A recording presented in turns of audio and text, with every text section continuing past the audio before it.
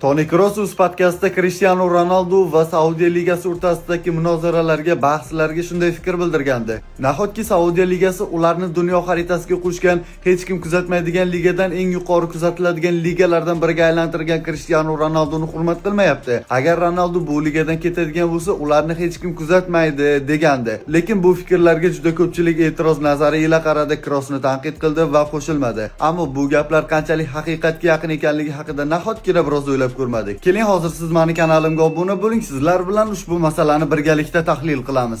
Cristiano Ronaldo Al Nassrga o'tganda Al Nassrning umumiy ijtimoiy tarmoqlardagi obunachilari soni 5 millionta edi va Cristiano Ronaldo davrida hozirgacha jamoa 54 million obunachi yig'di barcha ijtimoiy tarmoqlarda. Bu degani 49 million obunachi. 49 million obunachi degani O'zbekiston aholisidan yana 9-10 million ko'proq degani. Ikkinchi masala, Cristiano Ronaldo Saudiya ligasiga o'tgandan so'ng u katta futbolchilarni aynan mana shu ligada o'ynashini normal holatga olib chiqqandan so'ng bir qancha yulduzlar uning ketidan bu ligaga o'ta boshladi. Karim Benzema, Neymar va boshqa yulduzlar. Eslatib o'taman, Neymar ham, Karim Benzema ham aynan mana shu davrgacha Saudiya ligasini barcha takliflarini rad qilib kelayotgandi. Undan oldin ham katta summalar bilan chiqishgan, lekin ketmagan va aynan Ronaldo o'tgandan so'ng, to'g'ri, men buni yakuniy sabab qilib ko'rsatmoqchi emasman. Ammo qaysidir ma'noda Cristiano Ronaldo bu ligada o'ynashni normallashtirib qo'ygandan so'ng boshqa yulduzlar ham o'ta boshladi. Bo'lib ham Ronaldoning borishi bu chempionatni tijoriy masalalarni tubdan o'zgartirib yubordi. Ya'ni bu chempionatga bo'lgan reklamalar masalasi, chunki bilardi, juda ko'pchilik bu chempionatni kuzatyapti, prosmotrlar zo'r.